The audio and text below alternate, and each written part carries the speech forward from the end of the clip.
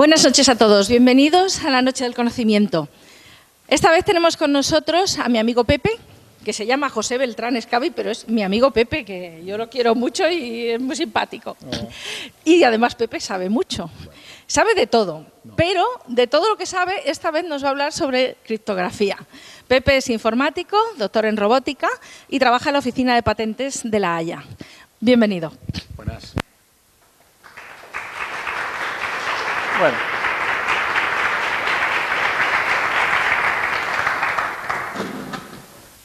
Buenas noches, vamos a ver. Uy, ya le he dado lo que no debía. Espera. Ahora. Bueno, la conferencia de hoy va a ir de criptología. Y voy a ver, antes de empezar, quiero dejar claro más o menos cuál va a ser el alcance de la conferencia que voy a dar y de qué voy a hablar. Voy a hacer un repaso histórico de lo que es la ciencia de la criptología, desde sus más antiguos orígenes hasta más o menos el día de hoy. Voy a procurar no pasarme con asuntos matemáticos. Voy a intentar hacerlo de forma que sea lo más accesible posible. Y una cosa que ya debo decir de antemano, más que nada porque me lo han preguntado muchas veces, no voy a hablar de criptomonedas. Entonces, pues criptología. ¿Qué es la criptología? La criptología es una ciencia que está compuesta de dos ramas: la criptografía y el criptoanálisis. Criptografía y criptoanálisis. ¿Qué quiere decir eso? Bueno, criptografía quiere decir coger un texto o un mensaje o algo y transformarlo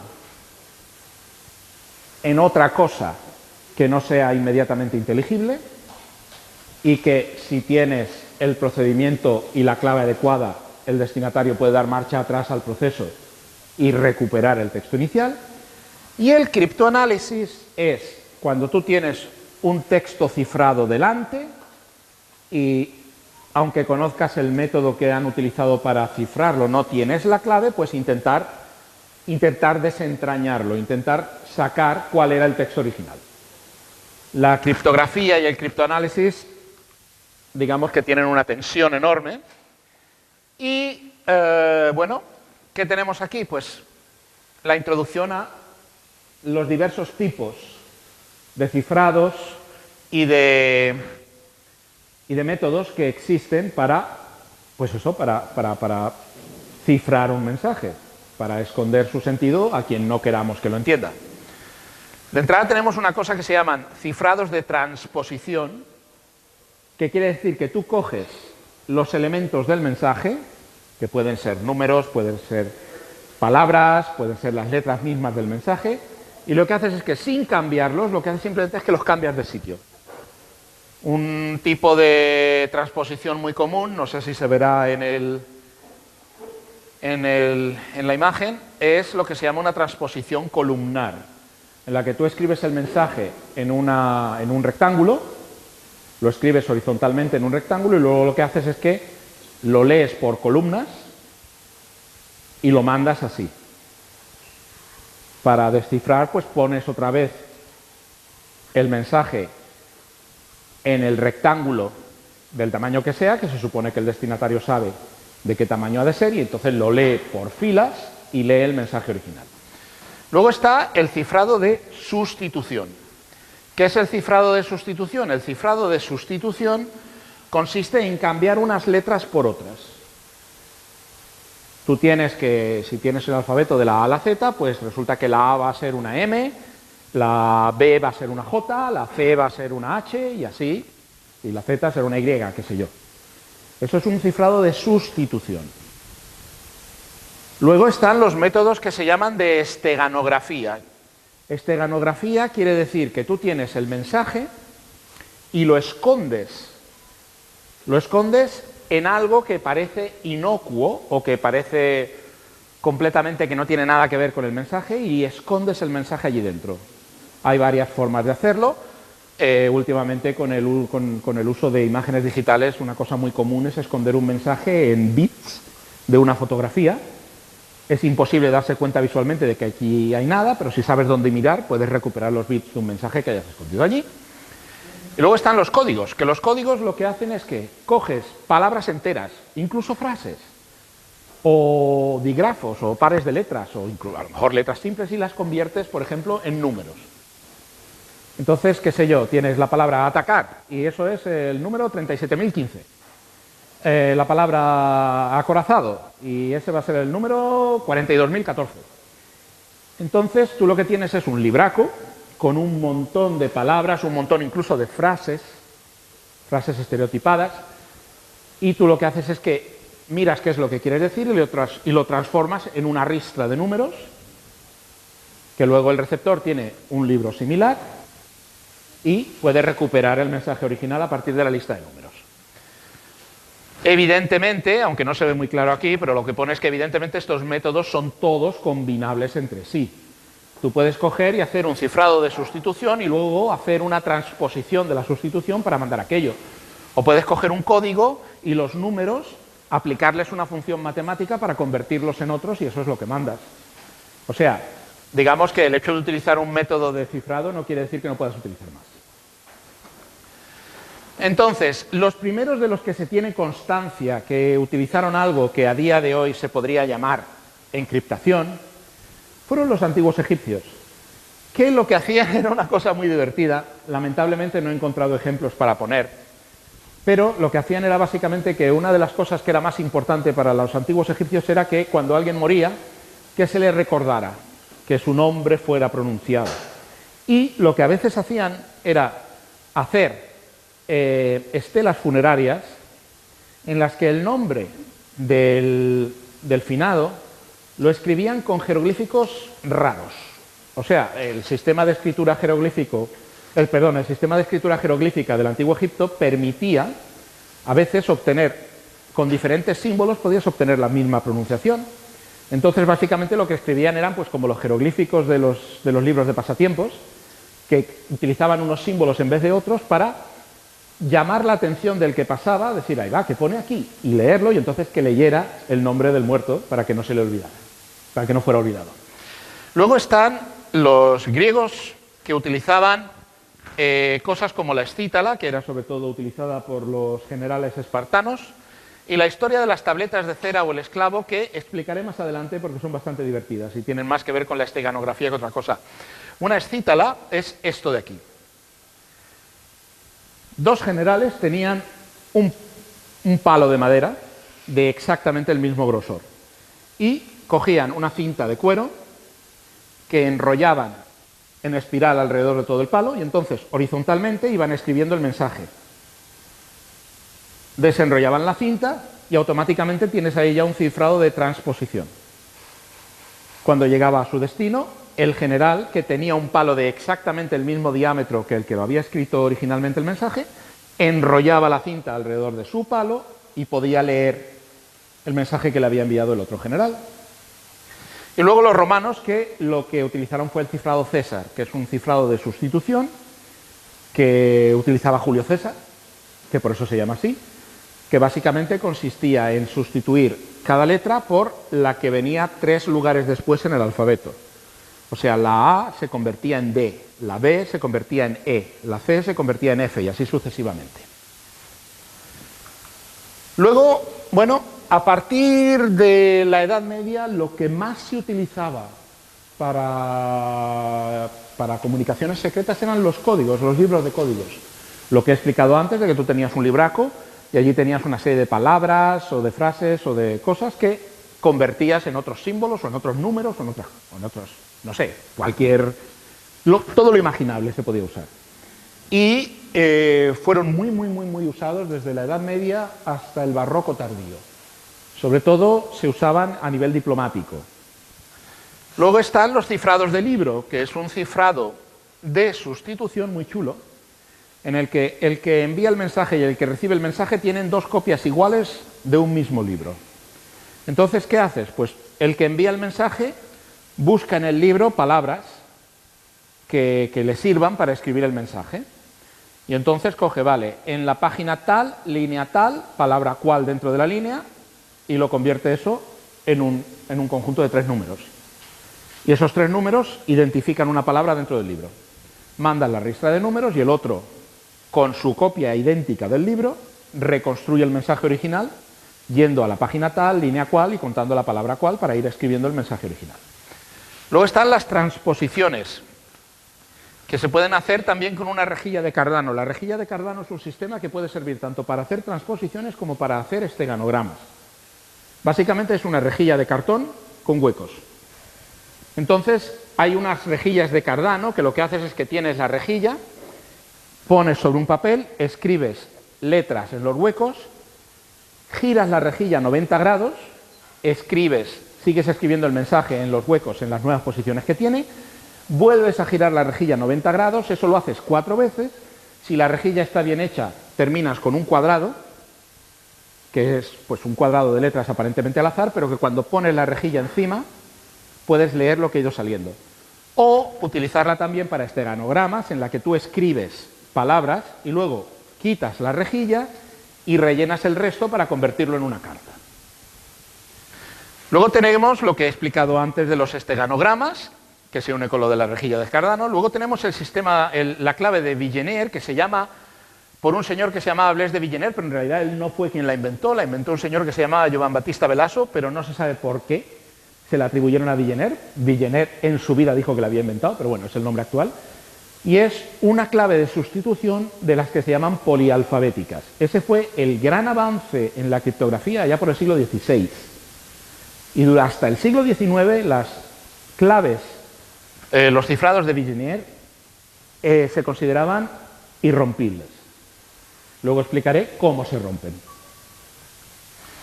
Y luego tenemos las primeras máquinas de cifrado, que empezó con el cilindro de Jefferson, que Jefferson fue el presidente americano, presidente estadounidense allá por 1800, que inventó una máquina de cifrado a base de un cilindro con una serie de ruedas que tenían alfabetos sobre cada una de ellas más o menos mezclados, con los que podías, luego saldrá y la explicaré a fondo. Tenemos el cifrado irrompible, que es un cifrado que se inventó en 1919 y que realmente se puede demostrar matemáticamente que es irrompible, es imposible criptoanalizarlo. Luego explicaré de qué va y explicaré por qué no está en uso generalizado. Luego tenemos ya máquinas mucho más sofisticadas, la famosísima máquina Enigma, la Typex de los aliados, la máquina Lorentz de los alemanes.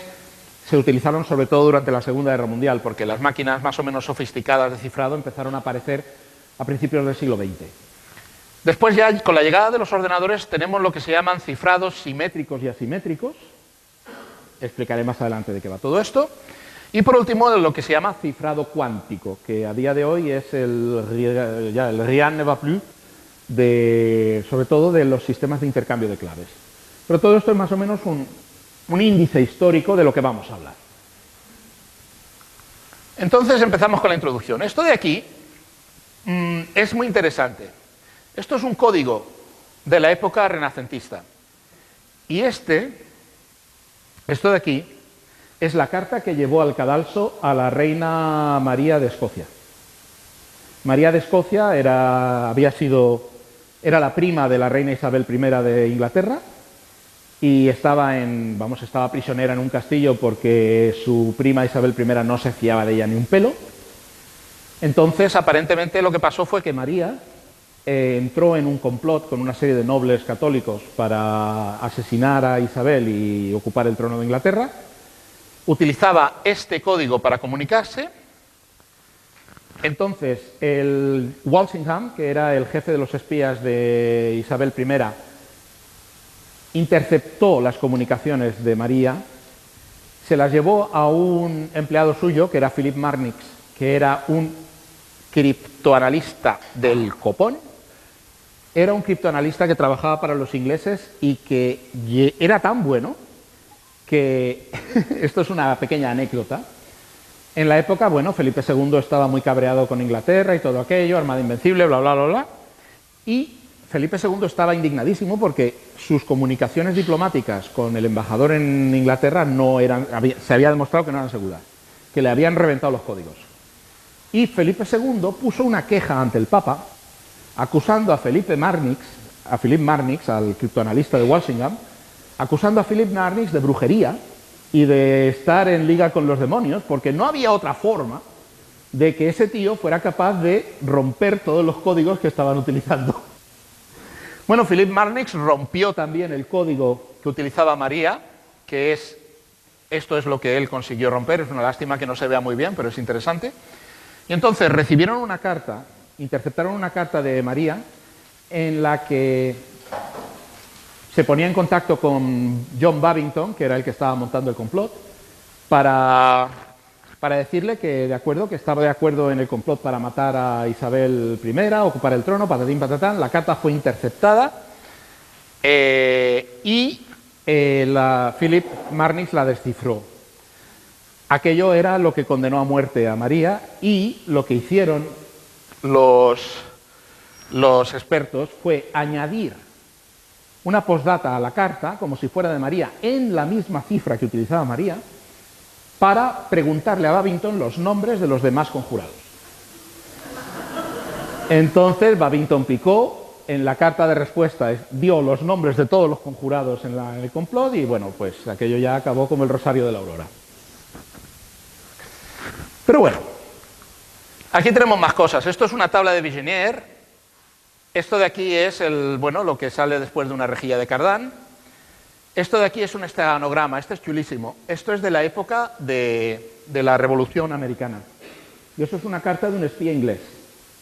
No se ve muy bien, pero tú tienes aquí una carta que parece perfectamente normal y que habla básicamente de las cosas que están haciendo unos granjeros por allí, que tal y que cual, como lo que podrías escribirle a un amigo diciéndole cómo van las cosas por donde tú vives.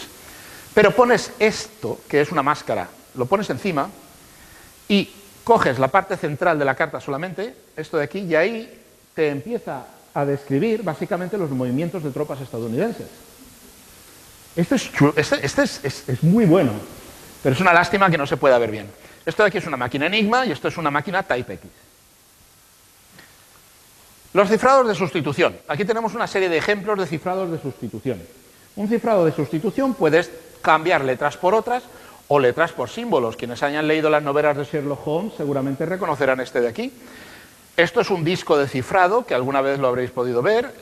El texto original va aquí, el texto cifrado va aquí, y si una A se convierte en una T, una H en una A y así. Este es el cifrado PicPen, que transforma letras en símbolos. Entonces, lo dicho, un cifrado de sustitución convierte unas letras en otras o unas letras en símbolos raros. Entonces tenemos, cifrados pueden ser monoalfabéticos o polialfabéticos. Un cifrado monoalfabético, básicamente, tienes el alfabeto y cada letra la vas a convertir siempre en la misma letra o el mismo símbolo. ¿Cómo se rompen esos cifrados? Pues con algo muy sencillo que se llama análisis de frecuencias. Todas las lenguas, o sea, cuando tú tienes un idioma, las letras en la forma escrita del idioma no aparecen todas tantas veces, o sea, no aparecen con la misma frecuencia en los textos de ese idioma. En inglés, por ejemplo, la letra más frecuente es la E. La Z o la Y o la J están muy abajo del índice de frecuencias. Entonces tú, si tienes más o menos una idea del idioma en el que está escrita la carta o el texto que quieres descifrar, cuentas letras, miras a ver cómo son las frecuencias y entonces te puedes hacer una idea. Por ejemplo, si la carta o el texto está en inglés, te puedes hacer una idea, si el cifrado es monoalfabético, de que la letra que aparezca más veces probablemente sea una E. Entonces la pones. Cuando ya tienes puestas las E's, a partir de ahí puedes más o menos ver si hay patrones que te permitan ir sacando letras. O sigues haciendo análisis de frecuencias y miras a ver cuál es la segunda más frecuente, que suele ser una T. Si estás trabajando en inglés y tienes una E y tienes dos letras delante de la E y ves que esas dos letras aparecen muy a menudo en el mensaje, si es de una cierta longitud, pues probablemente esas dos letras sean la T y la H, porque una de las palabras más comunes en inglés es the, el artículo. Vas haciendo eso y vas rompiendo el mensaje. Cuando tú tienes un cifrado monoalfabético, básicamente es eso, análisis de frecuencias y empezar a hacer, digamos que estimaciones de qué palabras puede que haya por aquí. Y un criptograma hecho con un cifrado monoalfabético, a mano, con papel y lápiz, a la que tienes un mínimo de experiencia, en 20 minutos lo has descifrado. A menos que sea alguien que haya ido con mala idea a poner palabras absolutamente marcianas, pero no suele ocurrir. Entonces, como digo aquí, con los monoalfabéticos con análisis de frecuencia es suficiente, pero para los polialfabéticos hasta el siglo XIX no había forma de hacerlo. ¿Por qué? Porque un cifrado polialfabético lo que hace es que tú tienes una clave que indica de una lista de alfabetos cuál vas a utilizar para transformar las letras. Entonces eso, cuando tú tienes un solo alfabeto descifrado, al final el análisis de frecuencias te da unas frecuencias que son básicamente las mismas que las del lenguaje original, solo que con las letras cambiadas. Pero, ¿qué ocurre? Ocurre que en un cifrado polialfabético, a veces, por ejemplo, la E la vas a convertir en una T, otras veces la E la vas a convertir en una H, otras veces la E la vas a convertir en una J. Y entonces, cuando haces un análisis de frecuencias, no te salen los picos que esperabas ver, te sale una cosa muchísimo más plana y mucho más difícil de analizar. Entonces, como digo, hasta el siglo XIX, hasta que no llegó un señor que se llamaba Kaczynski, no se podían romper los cifrados polialfabéticos. Entonces lo que voy a explicar ahora es el método de Kaczynski y luego el test de Friedman, descubierto hacia 1920 por William Friedman, que fue el mejor criptoanalista de toda la historia. Y que inventó una cosa que se llamaba el índice de coincidencias, que lo explico ahora mismo. El método de Kaczynski se basa en que pueda haber coincidencias entre el texto en clave y la clave usada. Si tú tienes un texto largo y tu clave es una palabra o un texto más corto, a medida que tú vas cifrando, tú vas repitiendo la clave a lo largo del texto. Entonces, si resulta que un fragmento de clave se corresponde con el mismo fragmento de texto en claro, te va a salir una repetición del texto cifrado. Y en ese caso, como podéis ver aquí, ¿qué ocurre? Que cuentas cuál es la distancia en letras entre dos repeticiones. Vas contando desde la primera letra de la primera repetición, 1, 2, 3, 4, 5, 6, 7, 8, 9, 10, 11, 12, 13, 14, 15, 16. Hasta justo antes de donde empieza la siguiente repetición. Y esa distancia va a ser un múltiplo de la longitud de la clave. En nuestro caso tenemos 16. La distancia entre dos repeticiones es 16. Es una repetición notable porque son 6 caracteres. Para que se repitan 6 caracteres por pura coincidencia es muy raro. Entonces tenemos una cierta seguridad de que la clave va a tener o 16, o 8, o 4, o 2 o 1 letras. Claves de longitud 2 o 1 son demasiado cortas, no va a servir. Nos fijamos en claves de 16, 8 o 4.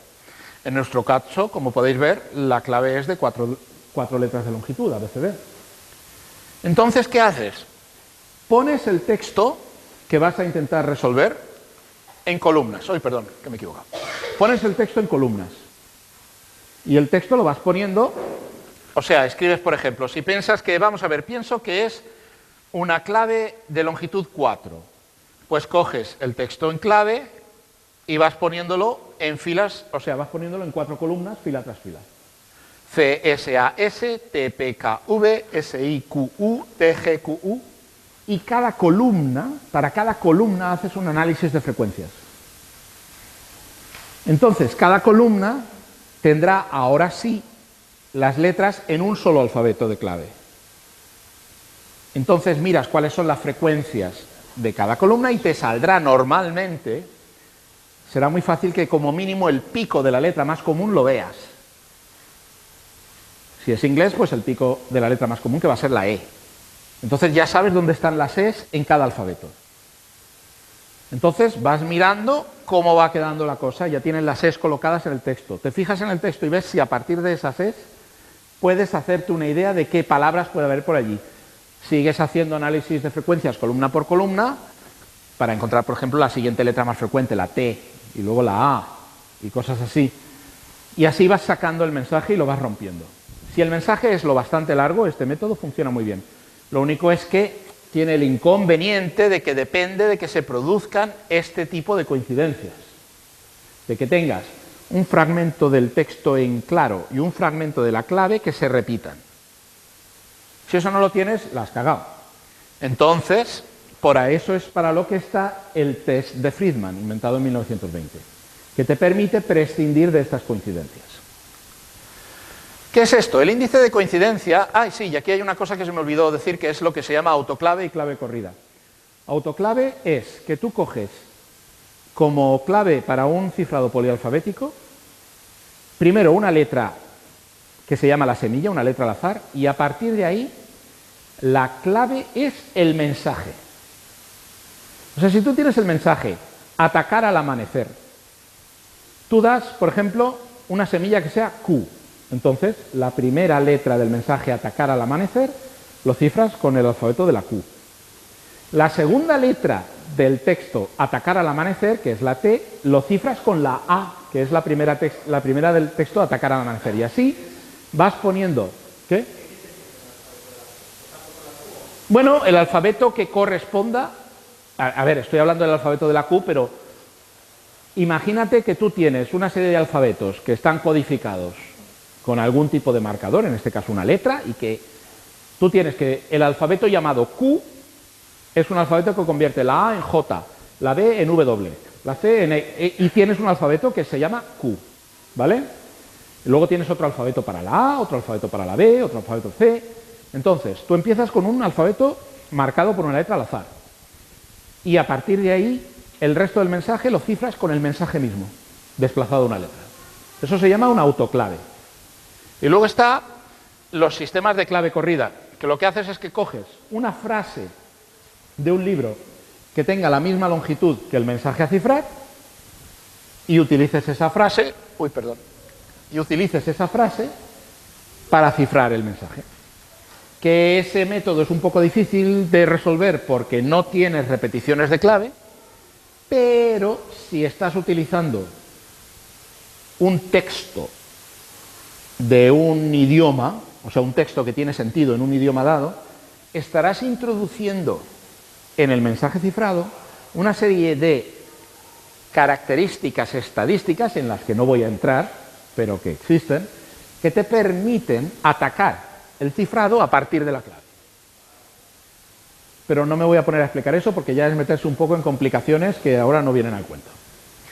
Entonces, el índice del test de Friedman es una cosa que se llama índice de coincidencias, que viene muy bien para no solamente polialfabéticos, sino también sistemas que utilicen autoclave y clave corrida.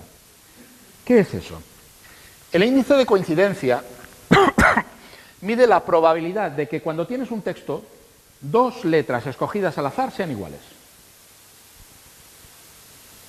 Que coges de un texto de una longitud n, coges una letra al azar y es una A. Bueno, pues ¿qué probabilidad tengo de que si cojo una letra al azar en el resto de ese texto sea también una A? Entonces, para grupos, lo que tú haces es que tú haces un agregado de las probabilidades para todo el alfabeto de un idioma. Y haces una combinación, haces ¿cómo se llama esto? Haces un agregado de esas probabilidades. Le aplicas un factor de conversión, que es el número de letras del alfabeto, y no nos metemos ahora en los entresijos matemáticos, pero si tú tuvieras un mensaje que fuera una colección de letras completamente al azar, pongamos por caso con un alfabeto de 26 letras, como el inglés, si tú coges un texto compuesto por letras aleatorias tomadas de entre esos 26 símbolos, cuando tú terminas haciendo el proceso de maridaje de letras al azar, resulta que para cada letra, sin excepción, te sale que la probabilidad de que eso ocurra, de que tengas una coincidencia, es 1 dividido por, en este caso, 26. Si tienes 26 letras distintas y sumas 1 partido por 26, todo te sale 1. 1 es el índice de coincidencia de un alfabeto completamente aleatorio. Los idiomas naturales no tienen ese tipo de aleatoriedad y te van a salir resultados que van a soler ser superiores a 1, bastante superiores de hecho. En inglés, por ejemplo, el hecho de que es mucho más probable de que tengas dos es que no de que tengas dos zetas, echa para arriba bastante por encima del 1 ese resultado. Y eso pasa con todos los idiomas naturales. Entonces, Friedman estudió diversos idiomas naturales y calculó cuál era el índice de coincidencia de un texto en esos idiomas. Y, por ejemplo, en inglés es 1,73, en francés es 2,02, alemán 2,05, italiano, portugués y castellano sale 1,94, ruso sale 1,76. ¿Vale? Entonces, ¿cómo puedes utilizar tú esto para romper un polialfabético? Vale, ¿qué hacemos? Tenemos este texto en clave. ¿Vale? Entonces, vamos a ordenar el texto en columnas. En número variable, empezando por una columna, 2 columnas, 3 columnas, 4 columnas, 5 columnas, hasta las que nos dé la gana, hasta las que veamos que puede que sea probable. Y calculamos el índice de coincidencia de cada columna. Y hacemos la media de todas las columnas. O sea, calculamos el índice de coincidencia para la primera columna, para la segunda columna, para hasta la columna n. Y hacemos la media de todos. Entonces, ¿qué ocurre? Ocurre que cuando has dividido el texto en un número de columnas que se corresponda con la longitud de la clave utilizada, cada columna estará estará codificada con solamente un alfabeto y tendrás las características estadísticas del idioma original en esa columna. Y en el momento en que hayas encontrado una agrupación de columnas que se ajuste, que salga eso, ya sabes que la longitud de la clave va a estar ahí. Entonces, por ejemplo, en este caso, hacemos esto. Y resulta que cuando lo ponemos en una sola columna nos sale un IC de 1,12.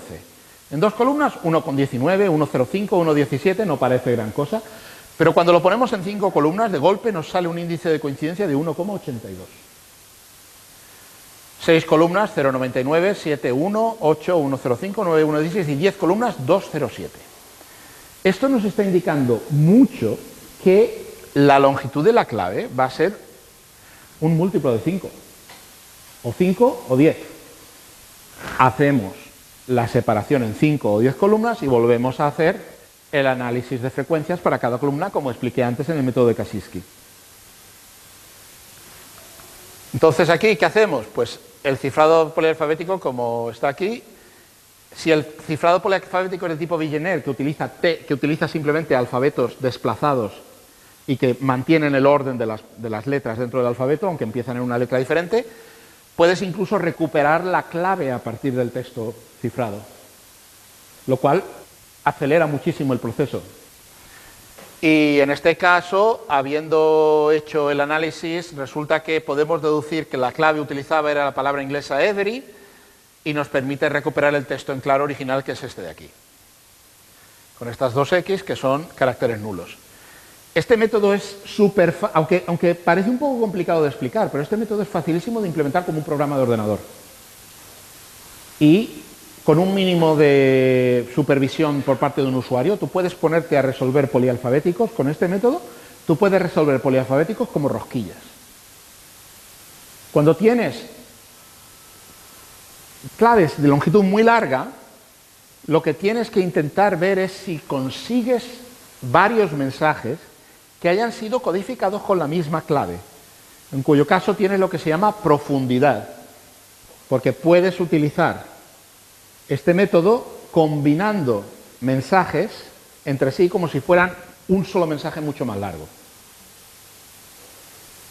que más adelante explicaré por qué esto puede ser un problema si no utilizas con completa, ¿cómo se diría?, con completa seriedad y muy estrictamente los sistemas de cifrado completamente irrompible, que son los de clave única, que luego explicaré. Entonces, esto de aquí, que es lo que acabo de explicar, un ataque en profundidad si sospechamos que varios mensajes han sido cifrados con la misma clave, y esto que he dicho antes también, o sea, las regularidades del idioma usado en la clave se reflejan en las frecuencias de las letras del texto cifrado, que permite utilizar métodos estadísticos para resolver los mensajes. Cifrados de libro. Los cifrados de libros son razonablemente seguros si conseguimos mantener en secreto el libro usado y si la red de comunicaciones es muy pequeña. Porque si tú tienes una red de espías, que son 50 espías, y tienen que comunicarse todos entre ellos, vas a tener que tener 50 copias del mismo libro. lo cual ya te limita un poco.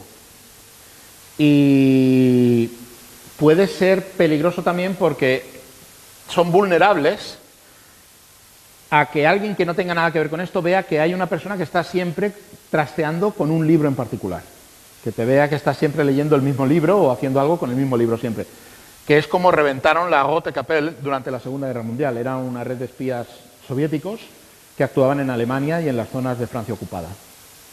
Que utilizaban cifrado de libro, pero la casera de uno de los agentes le veía siempre utilizando el mismo libro, y cuando los alemanes los detuvieron e interrogaron también a la casera dijo que había visto a este tío utilizar ese libro, y a partir de ahí ya reventaron todo.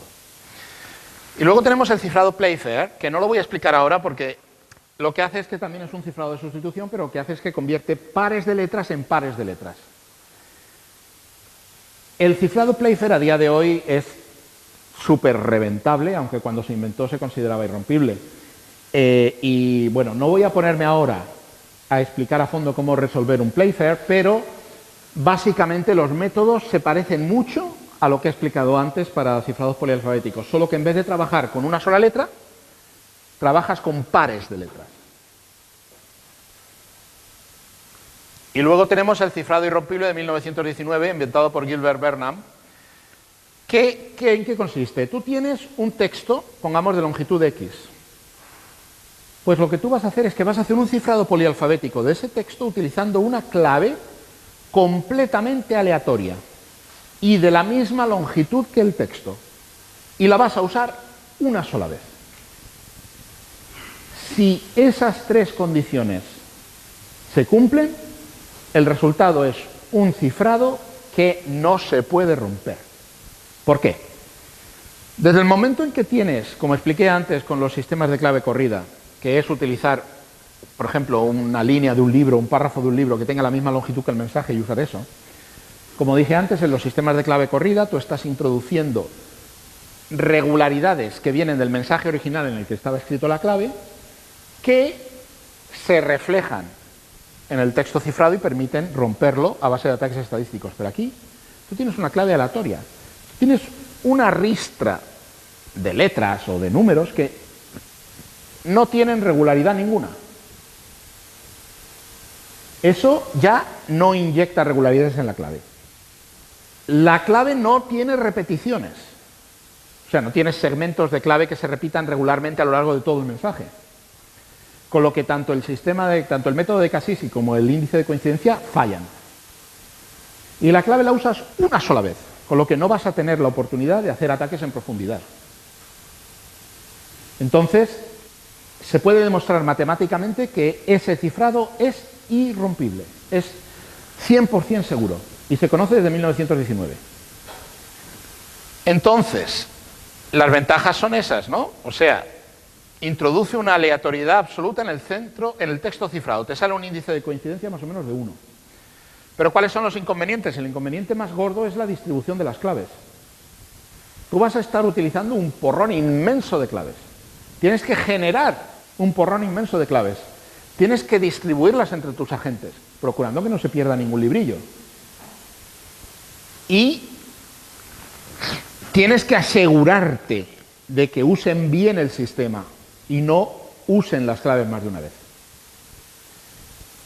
Generar claves realmente aleatorias es dificilísimo. No sé si habéis oído hablar del proyecto Venona. El proyecto Venona fue un proyecto de los americanos que consiguieron romper bastantes comunicaciones diplomáticas soviéticas, a partir de las cuales, por cierto, descubrieron identificaron a unos cuantos espías atómicos.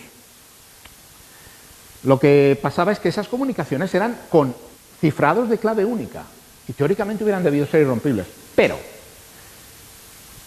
debido a la guerra, debido a la Segunda Guerra Mundial, las comunicaciones entre Moscú y sus embajadas en diversos países del mundo estaban fatal. Y no había suficientes librillos de claves para mantener siempre el uso de claves únicas en todo momento a lo largo de los años que duró la guerra. En la embajada soviética en Australia resulta que empezaron a reutilizar claves. Y solo eso, que eran las comunicaciones entre la embajada soviética en Canberra y la embajada soviética en Washington, simplemente el hecho de ir reutilizando claves de un solo uso fue suficiente para que los americanos consiguieran romper una buena porción del tráfico que había entre esas dos embajadas. Otro problema era que los soviéticos, para generar claves aleatorias, lo que hicieron fue coger una habitación como esta, llenarla de mesas, sillas, máquinas de escribir y chicas, y decirles a las chicas que durante 12 horas al día se pusieran a escribir ristas de números. Los que quisieran y ahí, tal cual. Ese proceso, en realidad, no generaba números aleatorios. ¿Por qué? Porque normalmente, cuando tú estás escribiendo, lo más natural, si te dicen que escribas cosas al azar en una máquina de escribir o en un teclado, lo más natural que vas a hacer es ponerte a hacer esto. Primero una mano, luego la otra. Primero una mano, luego la otra. Primero una mano, luego la otra. Con lo cual, alternaban cifras entre la 1 y la 5 y cifras entre la 6 y el 0. Eso, simplemente eso, añadía suficiente regularidad a las claves generadas como para poder romperlas. Es muy duro generar claves realmente aleatorias para este método. Y es muy duro distribuirlas y es muy duro asegurarse de que los operarios las usan bien. Es tan complicado y tan problemático hacer eso de manera que te puedas asegurar de que lo van a hacer bien, que en general las claves de uso de este tipo, de uso único, no se usan para casi nada, solamente para comunicaciones de súper alto nivel. Y, por ejemplo, una de las cosas que utiliza claves de un solo uso es la comunicación del teléfono rojo. La línea de teletipo entre la Casa Blanca y el Kremlin utiliza claves de un solo uso para transmitir mensajes. El sistema Sigsaly es un sistema que hacía encriptación de voz durante la Segunda Guerra Mundial para poder hablar por teléfono entre Churchill y Roosevelt y poder asegurar las comunicaciones, y lo que tenían era genial. Las claves eran discos fonográficos. Se hacían 2 copias de un disco fonográfico que contenía ruido aleatorio y ese ruido se añadía electrónicamente en origen a lo que estaba diciendo en un lado, por ejemplo, Churchill, y se sustraía electrónicamente del otro lado, donde estaba escuchando Roosevelt, porque utilizaban 2 fonógrafos, 2 discos fonográficos sincronizados, uno en Londres y otro en Washington, para introducir y borrar el mismo tipo de ruido aleatorio y en el mismo momento temporal en el que estaban haciendo. El sistema funcionaba.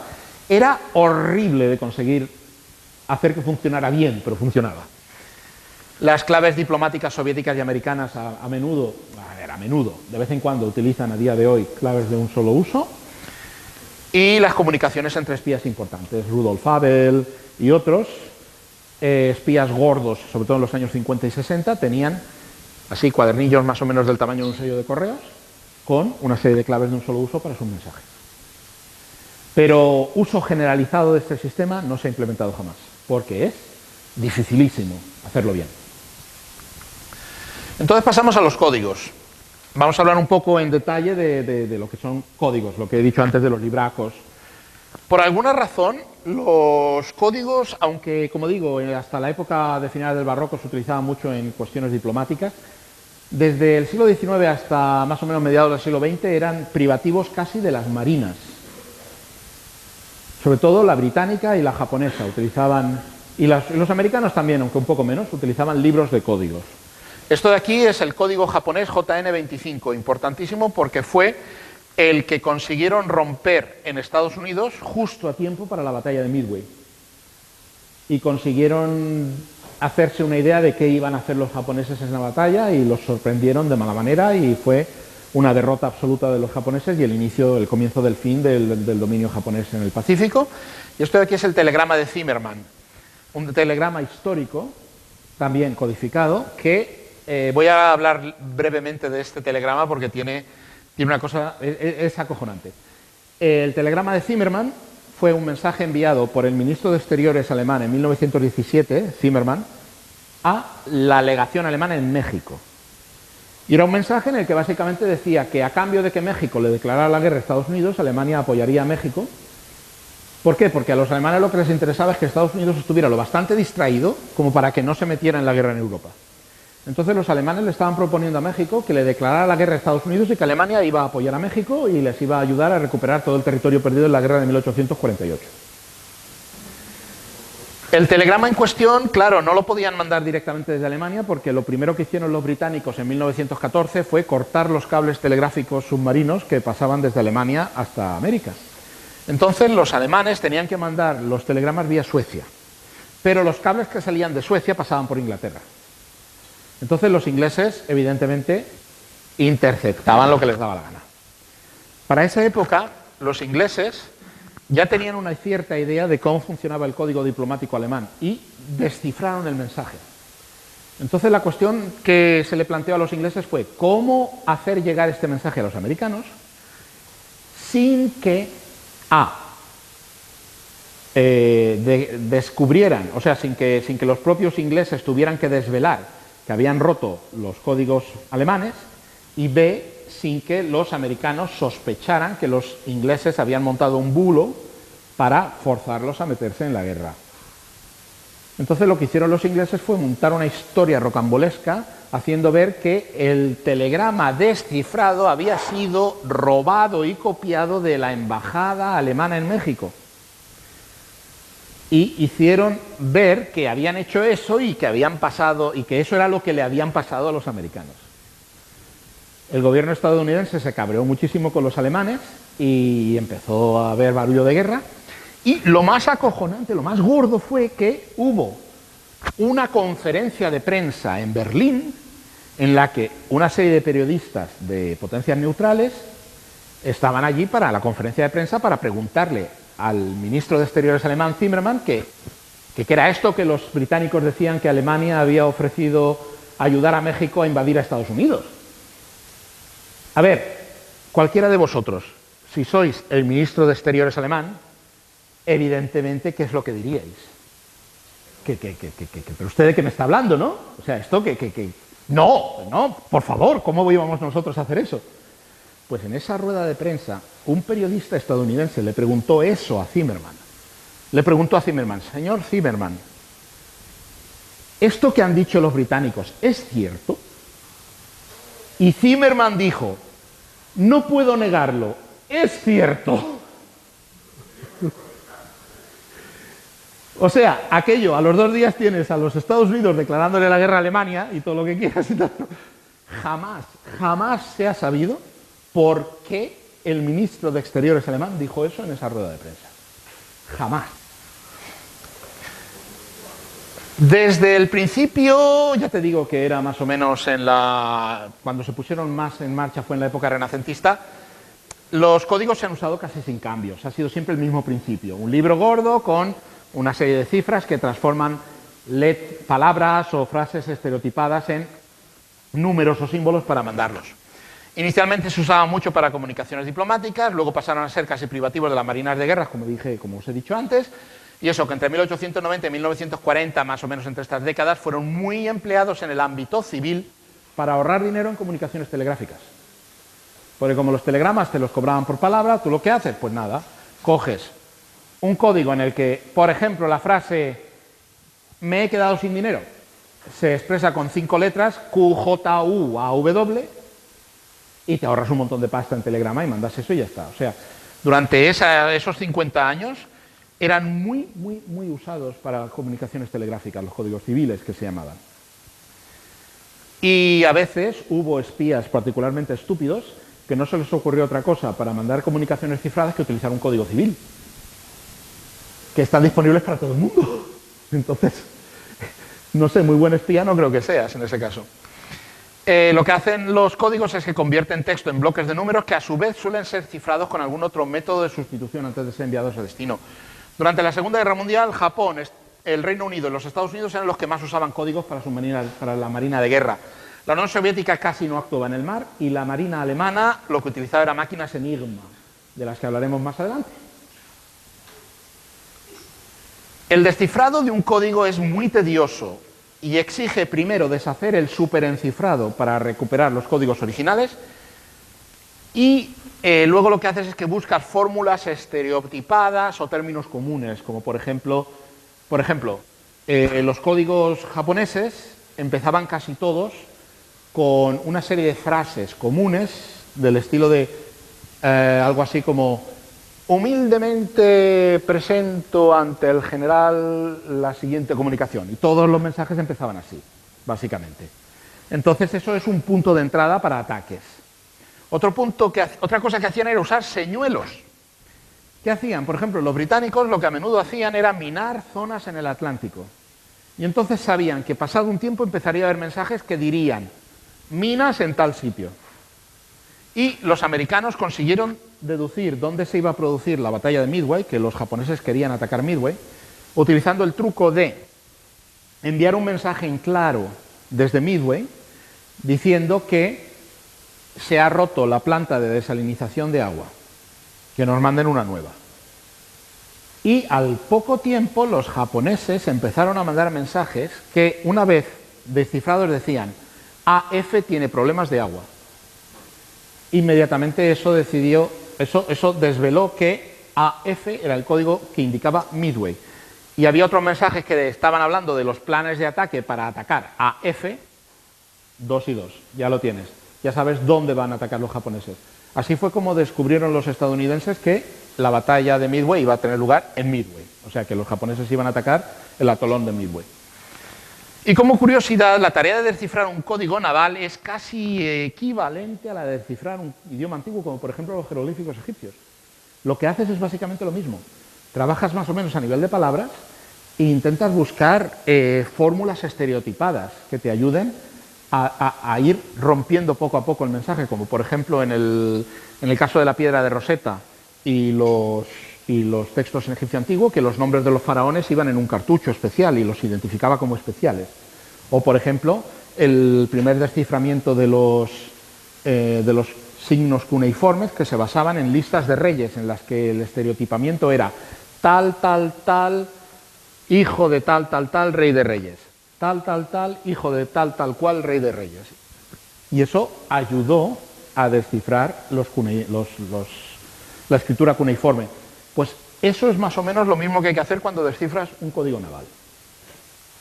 Y luego pasamos a los cifrados de transposición, que es lo que expliqué antes. Pones el texto en horizontal y luego lo lees por columnas, probablemente en un orden distinto que el de izquierda a derecha, como en este caso.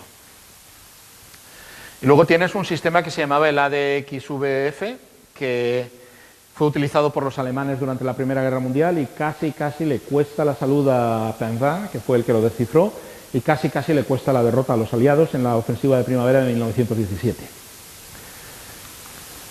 Una transposición columnar es básicamente lo que he dicho antes, que tú tienes el texto escrito en líneas y luego lo lees por columnas. Y los cifrados de tipo ADFGVX, que lo que haces es que tienes esta tabla, cada par de letras te cifra una letra en clave, entonces coges esas letras, coges esto como un mensaje, lo pones así y haces una transposición columnar y mandas el resultado.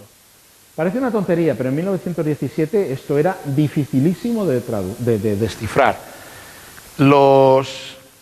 Los sistemas de descifrado para esto tardaron meses en conseguir romper y no consiguieron romper todos los mensajes, solamente algunos, aunque por suerte fueron los más importantes y los que permitieron detener la ofensiva alemana en 1917.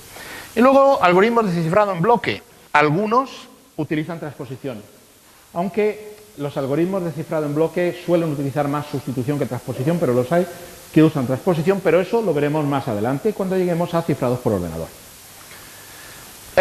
Las transposiciones columnares, ¿a qué son vulnerables? A lo que se llaman métodos anagramáticos. Básicamente lo que tú vas haciendo es que si tú tienes una idea de que lo que tienes ahí es una transposición columnar, pues empiezas a probar y empiezas a intentar ver si puedes formar palabras o si puedes formar textos estereotipados en un mensaje poniendo columnas de cierto tamaño y filas de cierto tamaño y ver si puedes hacer eso. Y en un determinado momento vas a terminar sacándolo a base de hacer básicamente lo que son anagramas. ¿Sabéis lo que es un anagrama, verdad?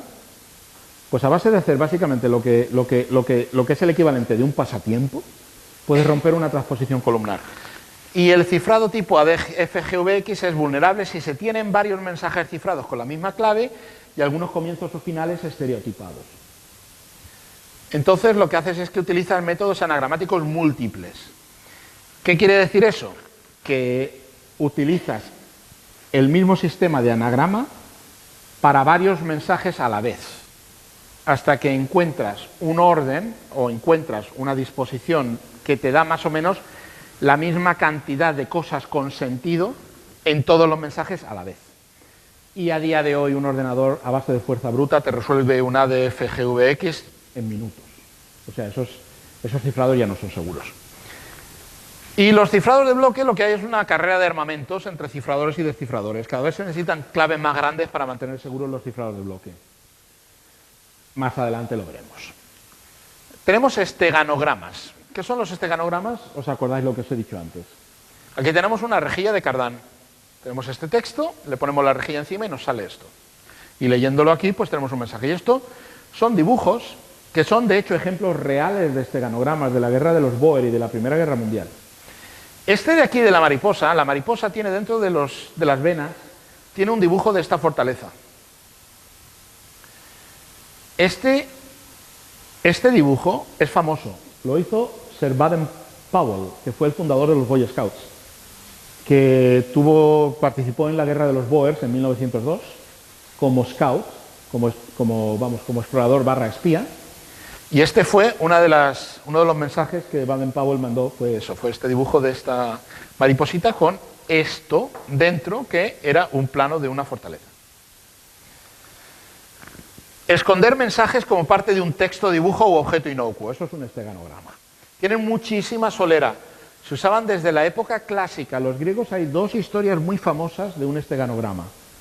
Uno fue el sistema con el que avisaron a los griegos de Grecia misma cómo las colonias y los griegos que estaban sujetos al imperio persa en lo que ahora es la costa de Turquía sabían que Jerjes iba a atacar Grecia. Era con lo de luego la batalla de las Termópilas, Salamis y tal. Entonces, desde una de las islas jonias, un líder de una de esas comunidades griegas escribió un mensaje de aviso. Vosotros sabéis que en tiempos antiguos lo que utilizaban para escribir eran las tablillas de cera. Eran unas tablillas de madera cubiertas con una capa de cera. En la capa de cera escribías con un estilo lo que tuvieras que escribir, y si querías borrar, pues con la parte de atrás del estilo, que era plana, pues hacías así, rascabas un poquito y alisabas la cera otra vez. Lo que hizo este líder griego fue coger esas tablillas, fundir la cera, limpiar de cera las tablillas, tallar un mensaje sobre la madera de debajo y cubrirlas otra vez con cera.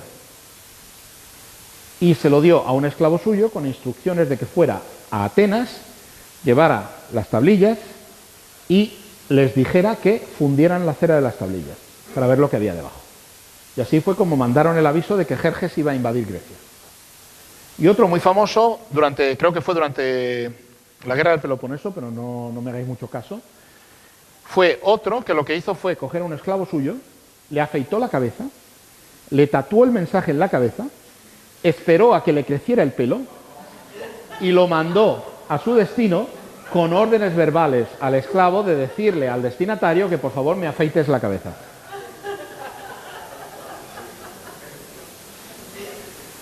El método funcionó, un poco lento, pero funcionó. ¿Y el mensajero no puede leer el mensaje? El mensajero no puede leer el mensaje, evidentemente. Aparte porque era un esclavo, no sabía leer, pero... Entonces, esa es una historia muy famosa, la podéis buscar si queréis. Luego tenemos lo que he dicho, la rejilla de Cardano y máscaras para cartas, que ya las habéis visto antes. Las tintas invisibles son parte también de lo que es un esteganograma. Y ahí ya tenemos una cantidad de cosas que se pueden hacer, que es alucinante, ¿eh? En caso de necesidad, ya sabéis que el zumo de limón sirve como tinta invisible. Tenemos los micropuntos de la Segunda Guerra Mundial. ¿Qué eran los micropuntos? Básicamente coges una carta escrita a máquina, utilizas básicamente un microscopio puesto del revés y haces una foto de la carta sobre un negativo fotográfico, reduciendo la carta al tamaño de un punto mecanográfico sobre una I. Coges esa película, digamos ese negativo, que es mínimo, con mucho cuidado lo pegas sobre el punto de una I determinada en tu carta y lo mandas. Y ese método asustó muchísimo al FBI cuando recibió informes de un espía de que lo estaban empezando a usar. Interceptaron una carta con uno de esos micropuntos y el contenido de la carta dio la casualidad de que hablaba sobre historias de armas atómicas. Aquello acojonó al FBI muchísimo. Y fueron los alemanes los que utilizaron micropuntos durante la Segunda Guerra Mundial.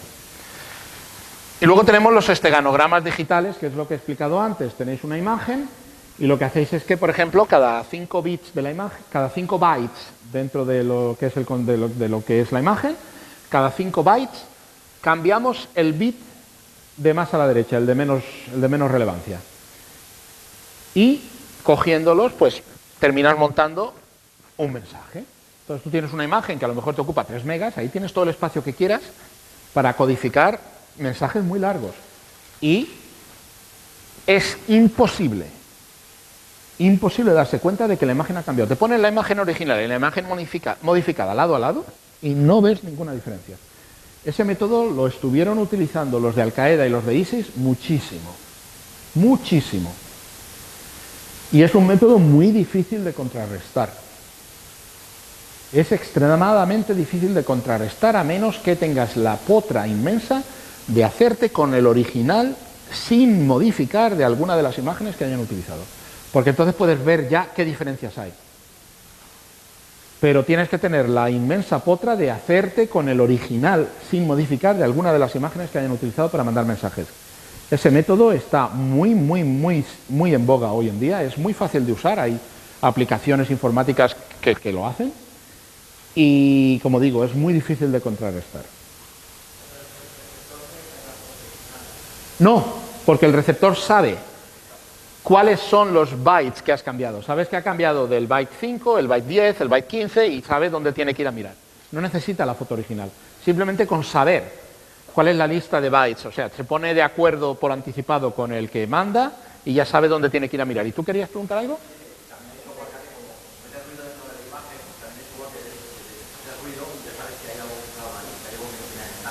Pero es muy difícil poder deducir.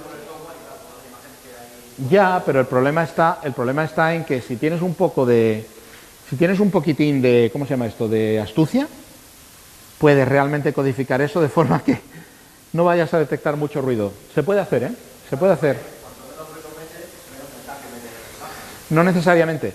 No necesariamente. El truco está en utilizar imágenes que ya de por sí tengan patrones que te puedan servir. Ah, vale. Vale.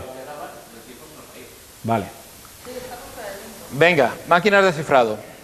Esto es un enigma. Esto es el cilindro de Jefferson. Y esta es una Tipex. Las máquinas de cifrado, vamos a concentrarnos sobre todo en la máquina enigma y en cómo se rompió. El cilindro de Jefferson o de Vaseris, que acabó siendo una cosa que se llamaba dispositivo M94, utilizado por los americanos durante la Segunda Guerra Mundial. Lo explico ahora después. Hubo muchísimas máquinas criptográficas entre finales del siglo XIX y principios del XX, pero casi todas tenían fallos gravísimos. La primera máquina realmente fiable era la Enigma alemana. La respuesta a la Enigma alemana fue la máquina Type X aliada y la máquina Lorenz alemana para comunicaciones de muy alto nivel. La máquina Enigma la rompieron con lo que llamaban bombas, que eran básicamente ordenadores electromecánicos, y la máquina Lorenz la rompieron con un cacharro que se llamaba Colossus, que era el primer ordenador puramente electrónico que jamás se construyó. Los primeros pasos para descifrar la máquina Enigma los hicieron en Polonia, y Marian Rejewski consiguió romper la primera versión de Enigma en el 1932. Que la máquina Enigma básicamente lo que tú tienes es un teclado que manda impulsos eléctricos a través de una serie de rotores. Los rotores tienen un cableado de un lado a otro que va cambiando unas letras por otras, y a medida que tú le das a una letra, los rotores se van moviendo como el odómetro de un coche y va cambiando la codificación de una letra a la siguiente. sin repetición. Entonces, la construcción, o sea, lo que importaba mucho era el cableado de los rotores. Un defector alemán les dio el cableado de los rotores a los polacos y eso les permitió construir la bomba criptográfica, que era una máquina electromecánica que, aprovechando también defectos de procedimiento en la forma que tenían los alemanes de codificar mensajes, conseguía básicamente romper una clave enigma a base de fuerza bruta en 2 horas. Básicamente la bomba simulaba una máquina enigma, iba produciendo solución tras solución hasta que salía algo que los operadores podían ver que tenía sentido. En el 25 y 26 de julio de 1939 los polacos se dieron cuenta de que aquello iba muy mal y hubo una conferencia secreta entre los matemáticos del Bureau Shifrov polaco y representantes de las oficinas de criptoanálisis de Francia y Gran Bretaña, durante la cual los polacos explicaron cómo habían roto ellos las versiones iniciales del enigma y le dieron a los franceses y a los ingleses, le dieron todo lo que tenían para que pudieran seguir trabajando desde París y desde Londres. Al descifrado ayudaba la masa de mensajes enviados cada día en las redes de comunicación alemanas y los fallos de procedimiento de los operarios. ¿Qué complicaciones había? Cuando empezó la guerra cambiaron los formatos de los mensajes y la Marina alemana empezó a utilizar un enigma especial que tenía 8 rotores diferentes, de entre los cuales se escogían 4 para la máquina, mientras que el resto de enigmas del resto del ejército alemán utilizaban 5 rotores, de los que escogían 3 para la máquina. Y había 2 características esenciales del enigma que parecen tonterías, pero fueron lo que ayudaron a romperla. La primera era una cosa que a los alemanes les encantaba porque facilitaba un montón el cifrado y el descifrado, y es que si la letra A se convierte en la letra B con una determinada configuración de rotores, entonces la letra B se convierte en A. Es completamente simétrico. Y la otra era que en ninguna ocasión una letra se acabaría encifrando en sí misma. Tú pulsas una A y jamás te va a salir una A en la enigma. Y eso los alemanes lo consideraban una cosa muy buena desde el punto de vista criptográfico, pero en realidad es una debilidad fatal. Y aquí tenemos al héroe de la historia en Inglaterra, Alan Turing, uno de los más importantes padres de la ciencia de la computación, uno de los directores del equipo de Bletchley Park encargado de romper la máquina enigma alemana, y aquí no sale, pero fue el creador y diseñador de la bomba criptográfica británica, que era un desarrollo ulterior de la bomba polaca. Entonces, los ataques eran hacer lo que llamaban crypts, que es lo que he dicho antes, de, por ejemplo, poner minas en algún sitio del Atlántico y esperar a que los alemanes mencionaran eso en sus mensajes. El uso de las bombas criptográficas para romper enigmas a base de fuerza bruta. El uso de obtención de libros de prefijos, que eran muy útiles para resolver rápidamente tráfico viejo, y en algunas ocasiones de algunos submarinos consiguieron libros de prefijos de enigma que les permitió leer un montón de mensajes antiguos, lo cual es muy útil, aunque solo sea para poder tener una visión mejor de conjunto de cómo va la guerra. Lo que llamaban Bamburismus, que era un sistema muy similar al principio de índice de coincidencia que permitía identificar cuáles eran los 2 rotores más probables contando desde la derecha de la máquina. Lo que llamaban Turingery, que se utilizaba sobre todo para la solución de la máquina Lorentz y que lo que utilizaba era una serie de funciones matemáticas que tenían que producir un ciclo cerrado y si no, ya sabías que esa configuración no te servía. No me voy a meter en planes matemáticos de eso. Y eran métodos que ayudaban a reducir el número de posibilidades que una bomba o un Colossus tenían que examinar a base de fuerza bruta. Una de las cosas que hacían con eso era aprovechar esas 2 características que he dicho antes, porque lo que hacías con esto del Bamburismo y el Turingery básicamente era ir construyendo una cadena de cifrado. Entonces, la letra A se convierte en una letra G, la letra G se convierte en tal, y vas creando una cadena de cifrado. Entonces, cuando tú tienes un alfabeto, esto lo estoy diciendo muy por encima y no me estoy metiendo en detalles, pero para que os hagáis una idea, tú tienes una serie de cadenas. Entonces, puede ocurrir que en un determinado momento tú estás siguiendo desde un punto de vista lógico una cadena de cifrado y descifrado y resulta que tienes que la A se convierte en G, pero luego más adelante tienes que de otra cadena dentro del mismo mensaje resulta que la G tendría que convertirse en J. Ahí ya no te sirve, porque si la A se convierte en G, la G tiene que convertirse en A. Ya sabes que eso no te sirve. Entonces, esa configuración de rotores que has estado explorando, ya puedes olvidarte de ella. Y si tú tienes en cualquier momento algo que te hace ver que una letra se convierte en sí misma, ya puedes apartarlo también. Eso te permite quitarte de encima una cantidad ingente de posibilidades que no tienes que preocuparte de ellas cuando estás intentando hacer lo que llamaban un bomb run para romper la máquina Enigma, las configuraciones de ese día a base de, básicamente, fuerza bruta. Como digo, la Bomb y el Colossus utilizaban fuerza bruta para simular una máquina Enigma o una máquina Lorentz y romper las claves del día. Y luego ya pasamos a cifrados modernos con ordenador. ¡Ay! Y una cosa antes de que se me olvide del Enigma. Lo de que la letra no se convierta en sí misma llevó en una ocasión a una cosa muy chusca. Una chica de Bletchley Park, del sitio de descifrado británico, recibió los mensajes del día de una red de África del Norte que estaba a manos de los italianos. Entonces, los alemanes les daban máquinas Enigma para que mandaran comunicaciones, ¿no?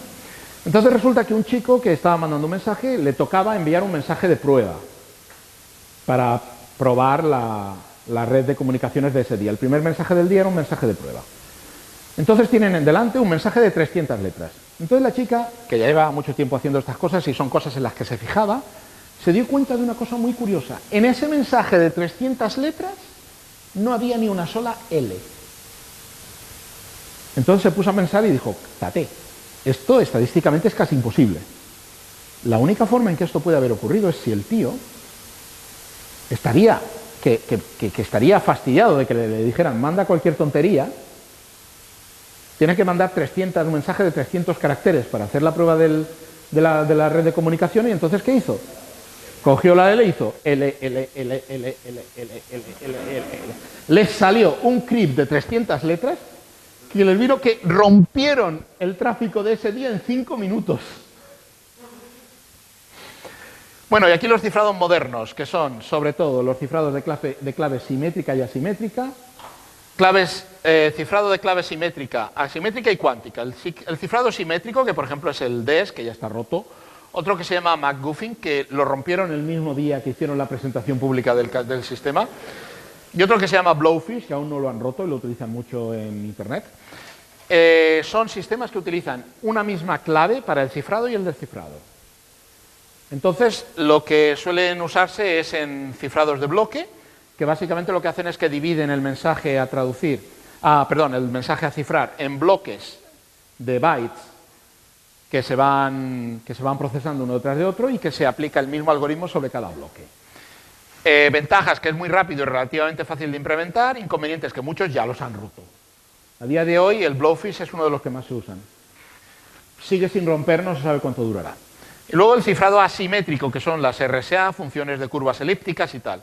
La ventaja es que de momento, si las claves son lo bastante grandes, son irrompibles a efectos prácticos. El inconveniente es que es lento y complicado y que suelen codificar el mensaje entero sin dividirlo en bloques, por lo cual lo que suele utilizarse en Internet es se decide una clave para un cifrado en bloque y esa clave se intercambia utilizando un cifrado asimétrico de tipo RSA. Y finalmente cifrado cuántico, que las ventajas es que de momento es razonablemente seguro frente a intercepciones, ataque de man on the middle. Inconveniente es que es complicadísimo de implementar desde un punto de vista físico, es muy caro y es lento. Y sirve también sobre todo para intercambiar claves. Lo que dice aquí, para comunicaciones seguras en Internet lo más común es usar RSA o un cifrado asimétrico similar para comunicar de forma segura una clave y luego usar esa clave con un cifrado simétrico para las comunicaciones entre ordenadores. El RSA o similares se puede usar también para firmas digitales, luego explicaré cómo se hace. Los cifrados asimétricos se basan en funciones trampa, que son fáciles de calcular, pero la inversa es casi intratable computacionalmente hablando. El ejemplo típico es la factorización de números grandes que sean producto de dos primos, que es la base del RSA. Los principales tipos de cifrados asimétricos son el RSA y sistemas relacionados y las curvas elípticas. Entonces, el RSA lo que tiene es 4 pasos. Primero, generación de claves, distribución de claves, cifrado y descifrado. El concepto básico es tener 3 enteros muy grandes que cumplan me cago en la leche que aquí no sale. Bueno, tienen que cumplir que un mensaje m, que es un número, elevado a e y elevado a d módulo n de el mensaje m que teníamos en un inicio. Y esto de aquí es una fórmula matemática que yo había puesto, pero no sale ahora en el PowerPoint. Y que conociendo e y n, incluso m, hallar d sea extremadamente difícil. El par de números en son una clave pública y el par de números de n son una clave privada. Tú cifras algo con la clave pública de alguien y ese alguien lo descifra con su clave privada. Entonces, lo que haces es que para cifrar a partir del mensaje m se calcula un número c que cumple que c sea igual m elevado a e módulo n. Y para descifrar, a partir de c se recupera el mensaje m calculando c elevado a d, que es igual a m elevado a e elevado a d, módulo n. Y eso te da m. Entonces, el procedimiento de generación de claves: escoger al azar dos números primos, cuanto más grande mejor, multiplicarlos. Calcular el máximo común, el máximo común, mínimo común múltiplo, el mínimo común múltiplo de P menos 1 y Q menos 1. Llamémosle lambda a este valor y mantengámoslo escondido. Escoger un entero E tal que esté entre 1 y S lambda y hacer que sea coprimo de lambda, o sea que el máximo común divisor de E y de lambda sea 1. Calcular el número de E tal que D por E sea igual a 1 módulo lambda. Los números E y N son la clave pública y los números D y N son la clave privada. E y N se pueden hacer públicos y los otros números tienen que mantener el secreto, porque si no lo rompes todo. Y creo que me he pasado un poco, pero bueno. Aquí hay un ejemplo. Con estos dos números, que son dos primos, calculamos, nos sale este N. Calculamos el máximo común, el mínimo común múltiplo, maldición, de este es 780. Encontramos una E tal que el máximo común divisor de E y 780 sea 1. Si hacemos que E sea 17, si es primo, basta con comprobar con que no divida a lambda. Calculamos D. En nuestro ejemplo, el cálculo nos da que D es 413. Si calculamos D por E módulo lambda, sale esto, que es 1. La clave pública son estos dos números y la privada estos dos. Comprobación. Tenemos un mensaje que es 65, el número 65. 65 elevado a 17 módulo 3233 sale 2790. Y en el descifrado, 2790 elevado a 413 módulo 3233 sale 65. Funciona. No voy a deciros cuál es la demostración matemática porque entonces nos quedamos hasta las 2 de la mañana. Pero funciona. Esto es el funcionamiento básico de un sistema de clave asimétrica. Las debilidades del RSA son que enviar el mismo texto original a varios destinatarios con el mismo E pero distintos N permite recuperar el mensaje original. Es un ataque que se llama ataque de Coppersmith. Ataques con texto claro escogido, que es el equivalente de los CRIPS que hemos dicho antes. Hay una carrera de armamentos. A día de hoy se considera que un RSA no es seguro si el número N tiene menos de 2048 bits de longitud. Y en 1995 el señor Peter Shor hizo público un algoritmo para ordenadores cuánticos que podía factorizar un número cualquiera en tiempo polinómico.